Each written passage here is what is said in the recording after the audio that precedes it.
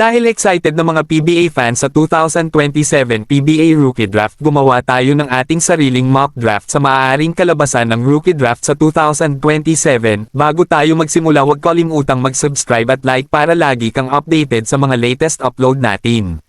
Salamat! Ito na marahil ang isa sa mga pinaka-inaabangan na draft class ng mga PBA fans dahil masasabi nating sure na Barangay Ginebra San Miguel na ang magna-number 1 pick, kaya samahan nyo akong tingnan ang mock draft natin. Para sa number 1 overall pick, Barangay Ginebra select Quentin Millora Brown. Alam naman natin na ang kulang sa lineup ng Barangay Ginebra ay center dahil sa pag-alis at pagkakatrade ni C-Stan, kaya masasabi natin kapag sumali sa PBA Rookie Draft si Quentin Millora Brown, sure na siya ang kukunin ng Barangay Ginebra San Miguel para maging first pick para mapunan ang buta sa kanilang lineup. Para sa number 2 pick, Blackwater Bossing select Dwight Ramos. Matagal na naghahanap ng go-tegay ang Bossing, kaya ang pagkuha kay Ramos bilang second overall pick ay magiging malaking tulong para sa Bossing at magiging deadly ang tandem ng Bearfield at Ramos sa PBA. Para sa third overall pick, Phoenix LPG select Mike Phillips. Kapag umabot si Phillips sa third overall pick sa Phoenix, sure tayo na siya na ang kukunin ng Fuel Masters dahil magkakaroon sila ng sarili nilang Twin Towers kila Mike Phillips at kay Balungay na magpapahirap sa frontline ng ibang koponan na makakalaban nila.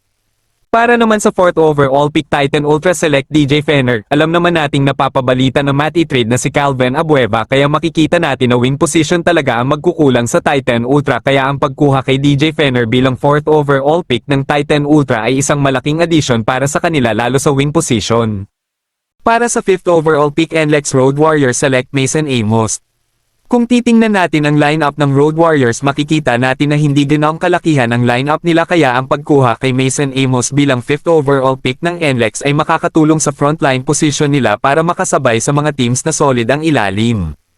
Para naman sa 6th overall pick, Magnolia Hotshots select CJ Lane. Katulad ng Barangay Ginebra San Miguel, isang big man din ang hinahanap ng Magnolia, kaya kung available pa sa 6th overall pick ang 6'10" big man na si CJ Lane, sure na tayong ito ang kukuhanin ng Hotshots para makadagdag sa kanilang frontline position.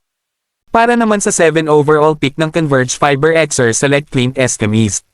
Kung titingnan natin ang lineup ng Fiber Xers, 2 guard position ang tingin nating kukunin nila dahil napapabalita na ite-trade na nila si Alex Stockton, kaya ang makukuha nilang 2 guard position ay pwede si Clint Escamis na former MVP sa NCAA na isang buo din ang loob pagdating sa laro.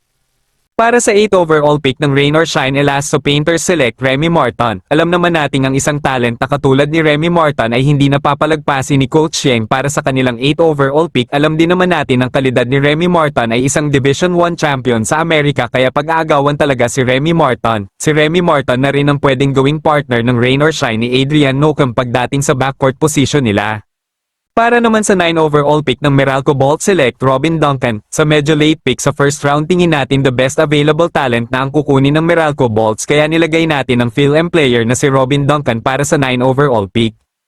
Para naman sa 10 overall pick ng Ginebra at pangalawang pick nila sa first round select Nick Caballero. Isang wing naman ang nilagay natin para sa Barangay Ginebra dahil sa first overall pick nila ay isang big man, sa 10 pick nila ay ang magiging kapalit naman ni Jamie Malonzo ang ilalagay natin sa katauhan ni Nick Caballero.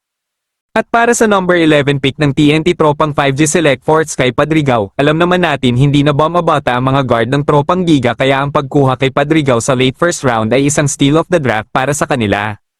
Para sa 12 pick at last pick ng first round, San Miguel Bearmen select the best remaining available talent Harold Alarcon. Alam naman nating fully loaded na ang Bearmen, kaya ilalagay natin sa Bearmen ang the best available talent na natitira yon ang kukunin nila, kaya si Harold Alarcon. Kayo mga ka-Lloyd Sports Zone, sino ang draft order nyo para sa 2027 PBA Rookie Draft? Comment na. At bago matapos ang ating video, huwag kalimutang mag-subscribe at like para lagi kang updated sa mga latest upload natin. Salamat!